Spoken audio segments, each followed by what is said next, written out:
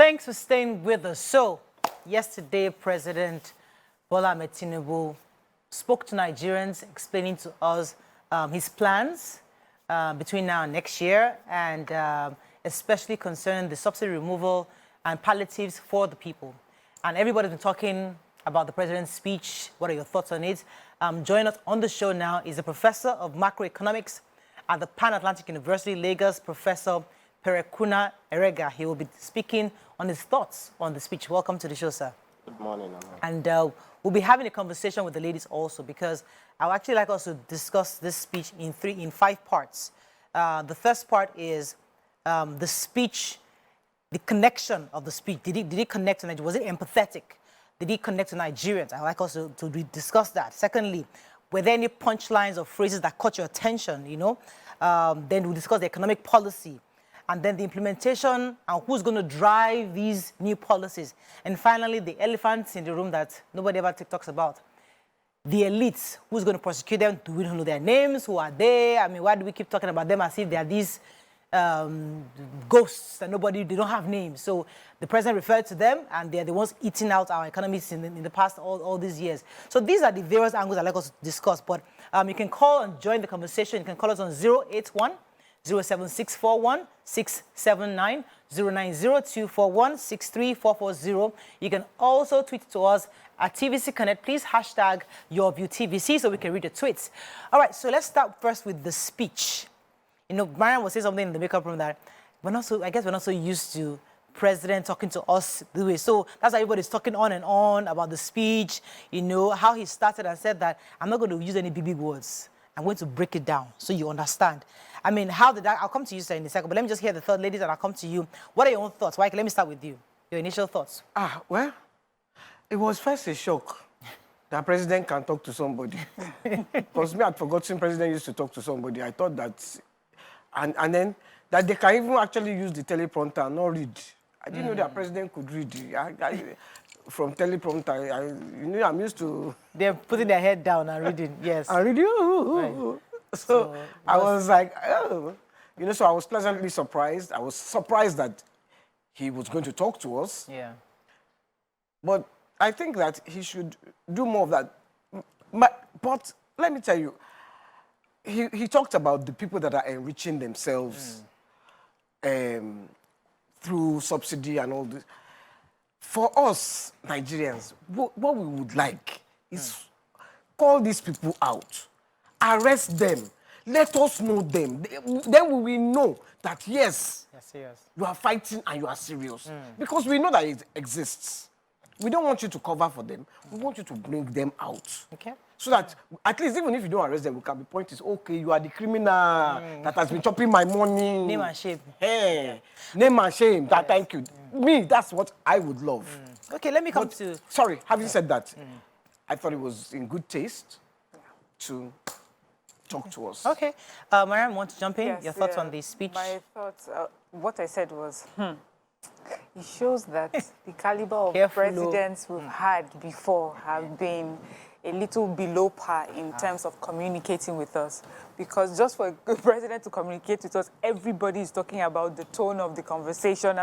When it's just supposed to be a conversation. So it felt like he was talking to me.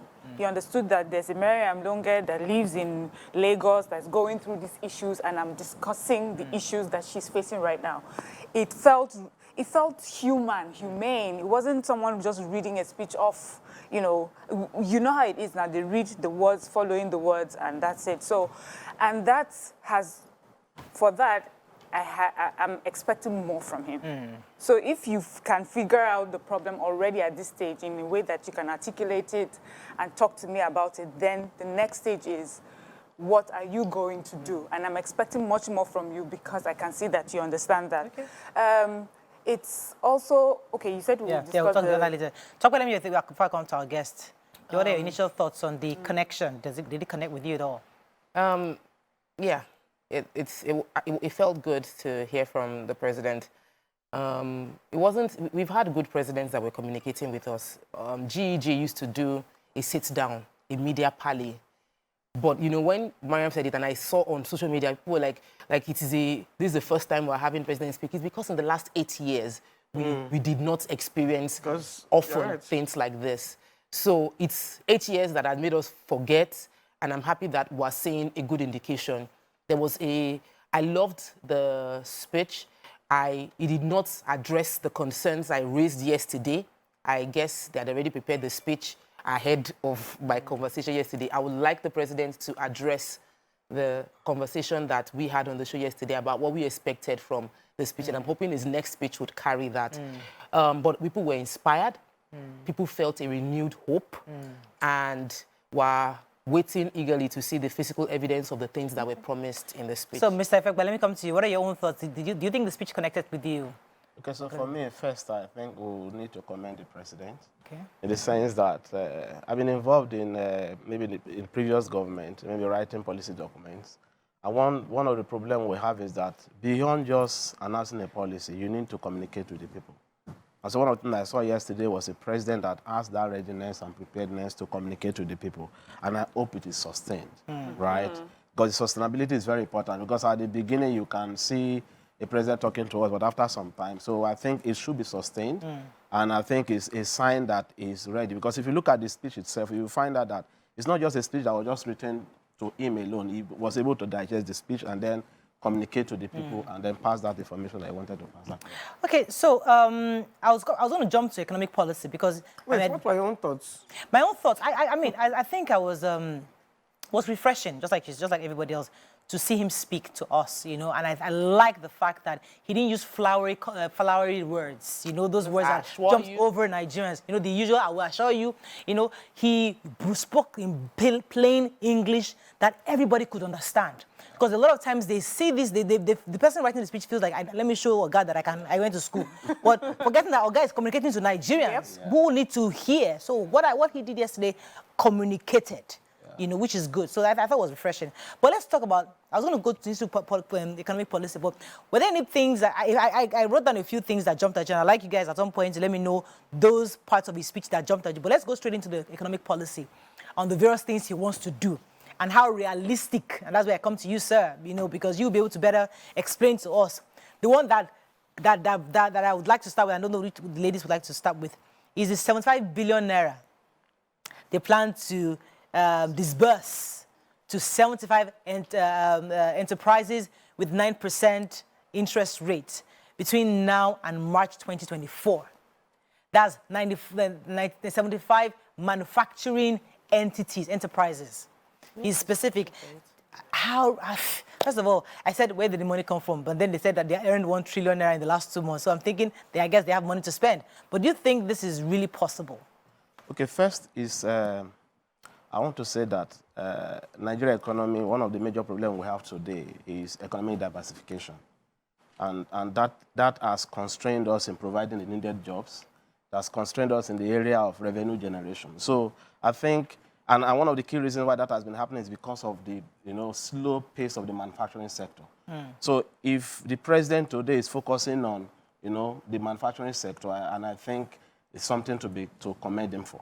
Because the manufacturing sector has all it takes for employment elasticity, that's all it takes for export diversification, and also for revenue generation at the same time for job creation. So I think that is something that we should commend him for. But your question is how realistic it is. I think, for me, I think that it's not because, I will start by saying that subsidy removal, I won't say probably we have saved a lot. And this is the reason why I'm saying so. We have a deficit that is running to about 11 trillion, right, in 2023 budget. So if there could be savings from subsidy, I think that we shouldn't be having that deficit. So one of the things that happened during the subsidy era was that we were actually borrowing to pay subsidy, not because we're actually having revenue. That's what it means. If we can have that 11 trillion, right? So the removal only saved us from borrowing more to pay. That is what it means to me as an economist. However, because the government has that interest for the manufacturing and because of the role of the manufacturing sector, I think it's government. Borrowing to spur the manufacturing sector is not bad. And I think it's something to look out for. But my caveat for that is that we have seen in the past where such money has been released for a lot of sectors, right? how do we implement and ensure that it has the impact used. that it should have? Because so that it should not be hijacked by politicians and all of that. Let's ensure proper monitoring and disbursement, and then at the end, we also monitor this enterprise to ensure that they do what is required based on the goals of government. Thank you. Let me. What jumped? Okay, you want to do it? Yes, I want to just do because I did a program last year that was sponsored by BOI with LBS, and I met entrepreneurs that were into manufacturing who got fund from BOI without any connection to expand their business, and they can tell you for a fact the impact on their businesses. That they were employing 3 people before, but when they got the bigger machinery, lasting machine to do the shoes, they now employed 8 more people because they could produce more and increase. So it can actually work. I'm looking forward to them breaking down, maybe a breakdown in future of how sectors? The sectors we're going to focus on and how you can access the fund. I want a press release on that from the person who is in custody of that, say it's BOI or is it a CBN policy that will go through general banks. Would like to know. Just a cut in. If in the speech, he made a statement with regards to how the fund will be disbursed also, right? And the statement says that they are going to use development finance institutions and commercial banks, and at the same time, the microfinance banks, right? So BOI is one of the development finance institutions. So I think if they can follow that process very well, beyond giving them the money, but ensure that that disbursement takes place, and also ensure that the companies that we're talking about, I give you a simple case, and I don't want to mention names. We have had cases where companies, are formed because there is availability of funds.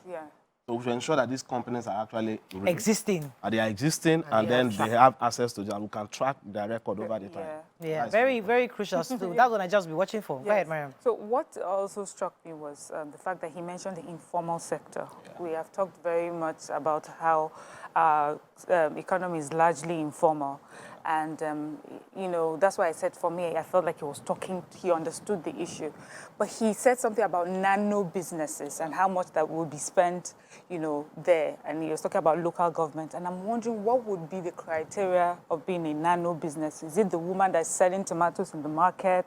What would be, who owns nano business? What is it?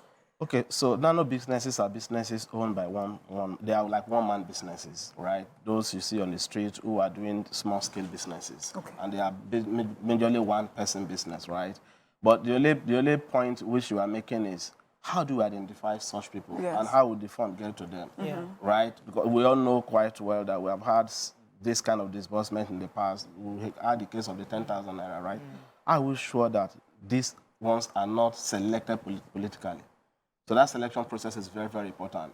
But I think they said they are going to be giving about 50,000 to... So according to what he's saying, they're going to be giving 1,300 of these nano businesses per local government across the nation. So in Koshofe right now, 1,300 people will get 50,000 naira for their businesses. But the problem with our people is that they get the 50K, they go and buy Brazilian hair. No, I don't. No, don't say that. It's not.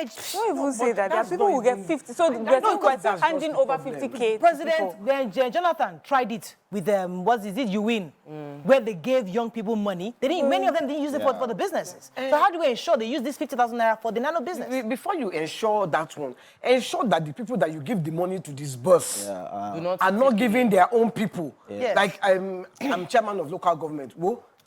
That money is coming. It's only people in APC. I will give that money. And the people that have been nice to me in APC, not just everybody in APC, but only the people that have been nice and that have hailed me. You have to make sure, because if you don't monitor how that money is disbursed, it will just become like a party thing. For me also, because it's the informal sector, I think my problem is, where's the data to show, especially we're talking about nano businesses.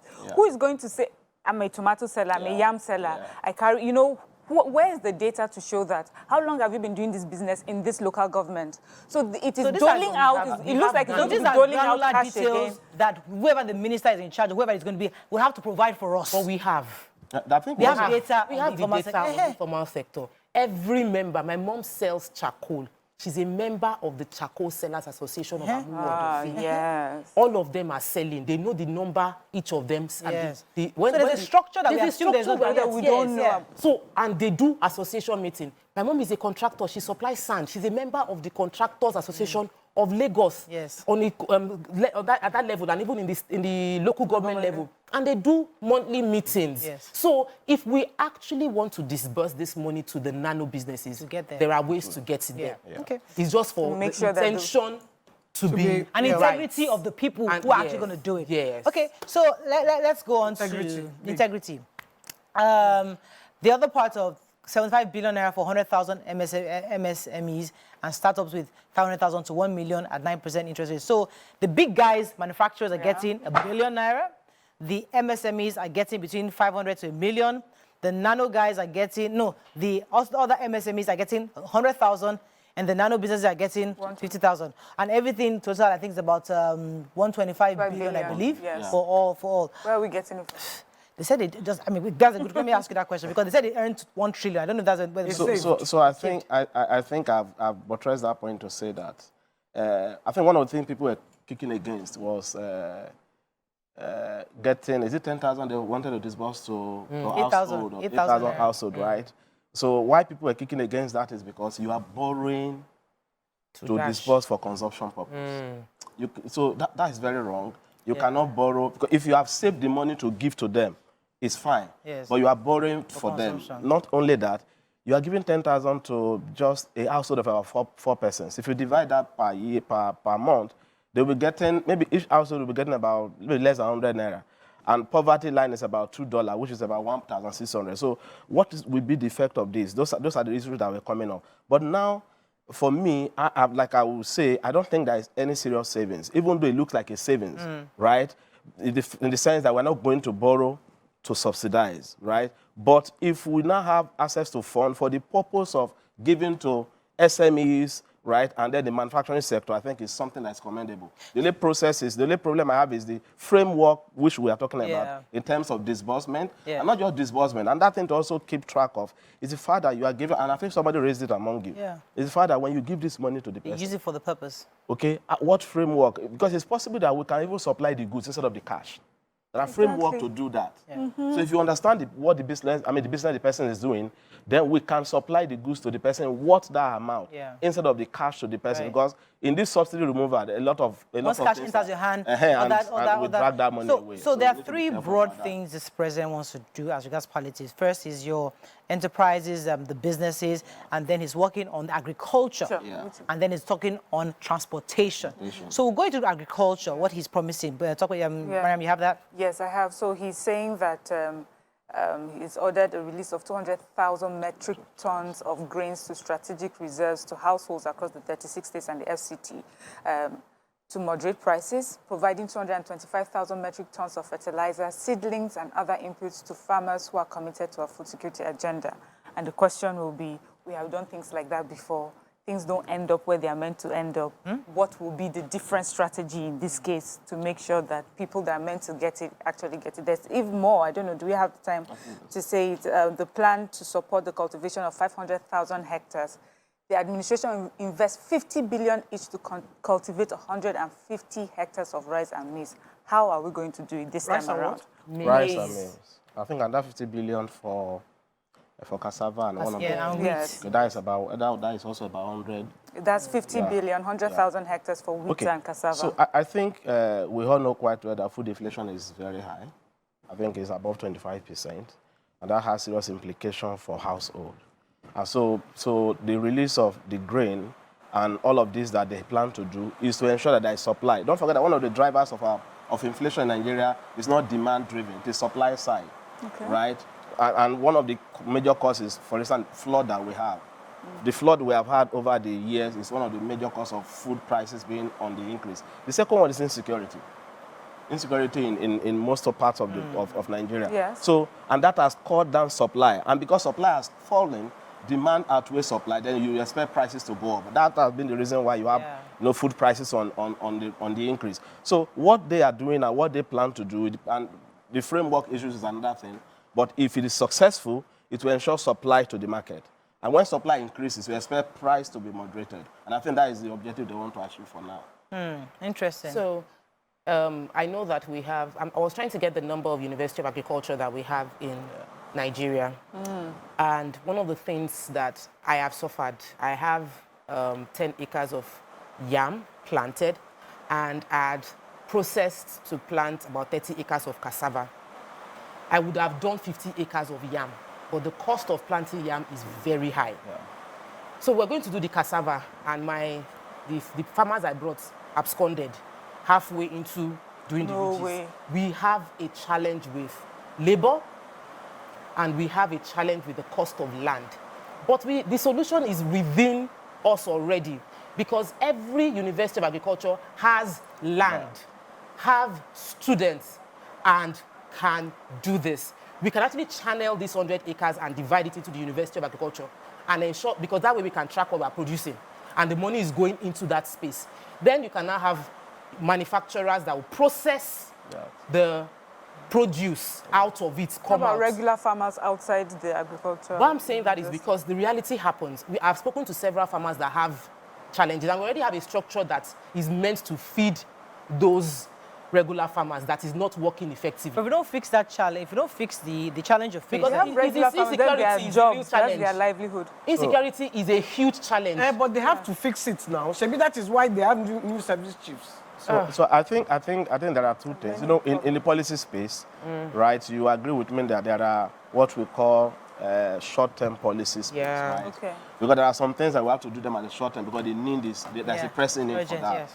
Okay. The other point is in the medium to long term, what is the government going to do? And that might come into the kind of policy that you are talking about. But also don't forget that today, I am in the university, right? Beyond the fact that I'm currently in the Palliatives University, I was formerly in the University of Lagos. And one of the problems I have today, and I think the president also talked about issue about loan and all of that, which is education. But one of the issues is that if you go to most of these agricultural universities, they are now doing courses in economics, in political science, or some of these things. So they've shifted from their mandate. The land might be there, but you might come across all of this. So that brings us to what is the medium and long-term plan for government to ensure that these universities return back to their mandate and also keep track of what they should do. And that is also very important. Very interesting. Yeah. All right, the buses. CNG fuel buses for states, 20-seater buses for the states. They say they plan to get about 3,000 units of these across the nation. I don't know, first of all, say they're going to be investing, is it 100 billion naira? 100 billion to invest. I don't know how many. Lagos State also has a deal with one company, I'm not sure we have the banks, where they actually, I saw some of those buses driving recently in Lagos, so they're in use. But again, how would this be implemented? The numbers, how soon? I mean, these are great ideas, but I just want to know how. Because there's something we always say, there's something we always say is that we've never had a problem with policies or good ideas in Nigeria. It's always the implementation. So for me, I think with the way the president has come up with his policies, I want to give him the benefit of doubt that we should expect some good implementation. That's what I think. And also of the fact that he's trying to set up his cabinet, right? Maybe with the cabinet coming on board, all of this will be in place. But I think one of the advice I would give beyond giving buses is that today we have tricycle, which we call the keke napep, that can also be gas powered. Because if you talk about the household, it might not really be long buses. There might be people going along these short distances that we have. So we should also be thinking about spending some amount of money to bring in such kind of, transport system. It's becoming a very new sound. Maybe the Kurupe in Lagos might be better because those. So my point is that they are gas powered, right? Yeah. We also have those kind of keke napep that can, because that will also bring down. We're talking about palliative within the short term. But she's saying that the keke napep took them off. Give us stress. It's giving everybody stress. Let me go on a break. When we come back, we continue this conversation and take a few calls. Stay with us. We'll be right back.